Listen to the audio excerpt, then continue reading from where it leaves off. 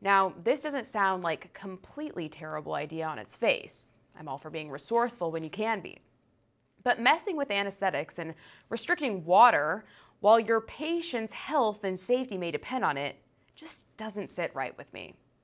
Not to mention, this is a very slippery slope. Next thing we know, they're going to cancel anesthesia altogether. Or are they already trying to do that? Well, Marc Morano joins me now to answer that question, author of The Great Reset. Marc, thanks so much for being with us. It's great to have you back. Thank you, Allison. This truly is a step back to the 19th century. Think of the Civil War when soldiers had their limbs amputated. What'd they give them? A shot of whiskey, if you were lucky, to take the pain. So take the pain for the climate. Right? I mean, I thought doctors were supposed to be fighting to save lives. I thought we made great strides in the medical industry. But they're also apparently more concerned with fighting climate change now. I mean, when does this madness end? It's just completely out of control.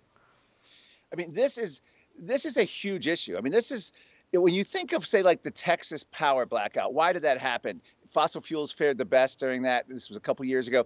It happened because Texas politicians, bureaucrats, and utility companies became obsessed with greening their power grid, with going over to climate. Same thing now is going to happen in hospitals.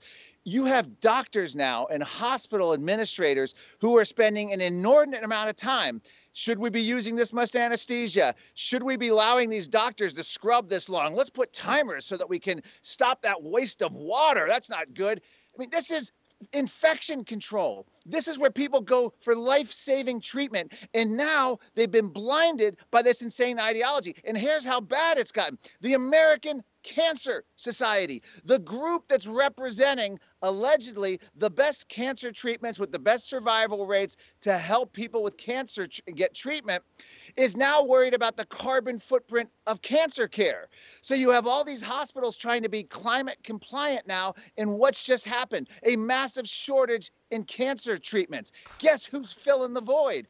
China. Once again, the United States goes bonkers with climate regulations, this time in the medical community, this time in hospitals, this time with cancer care. And guess what it means in the end?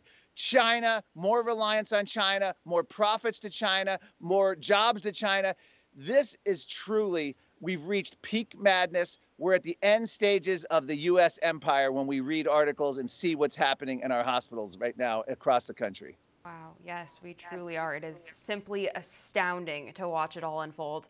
Apparently, these Democrats are just perpetuating their own delusions of this climate crisis, as a Democrat donor was also arrested in California for allegedly starting a wildfire. Marc, can you tell us a little bit more about this story? Yes, this was typical stuff. This also happened in Canada. A lot of the fires started spontaneously, not necessarily a Democratic donor in cancer, but we're finding arson is one of the biggest triggers for these, not climate change or not even lightning strikes. And this was a Democrat donor who has literally been a major donor to the Democratic Party, and he was named Edward Friedrich Wackerman, who faces all these charges, including aggravated arson for his arrest. So this is, a Democrat donor. He started the Inferno in Yosemite National Park. And this was at the same time that the people he gives money to were saying that these fires were caused by climate change. And this was back in 2022. But it's just another example of something's off on this whole story. Hey, there's Democrat politicians blaming climate change on a fire when it turns out one of their donors started it. It's almost like a setup. Are we supposed to take this seriously? It sure does seem like a setup. But while we're on the topic of being off, as you just said, climate shill Greta Thunberg has deleted a tweet from 5 years ago which stated, "A top climate scientist is warning that climate change will wipe out all of humanity unless we stop using fossil fuels over the next 5 years. Now, she's since deleted this tweet, which is just hilarious. But Marc, I got to know your response here. Well, this is Greta. I mean, the bottom line is we've already died. This is it. We're dead now. For all our viewers asking where One America News is heading in the future, we would like to introduce you to OAN Live. OAN Live is the best way to stay up to date on all of the hard-hitting, straight-shooting, national and international headlines. And the best part is, OAN Live is only $4.99 per month. All the credible, honest, unbiased reporting One America News offers at a fraction of the cost of cable.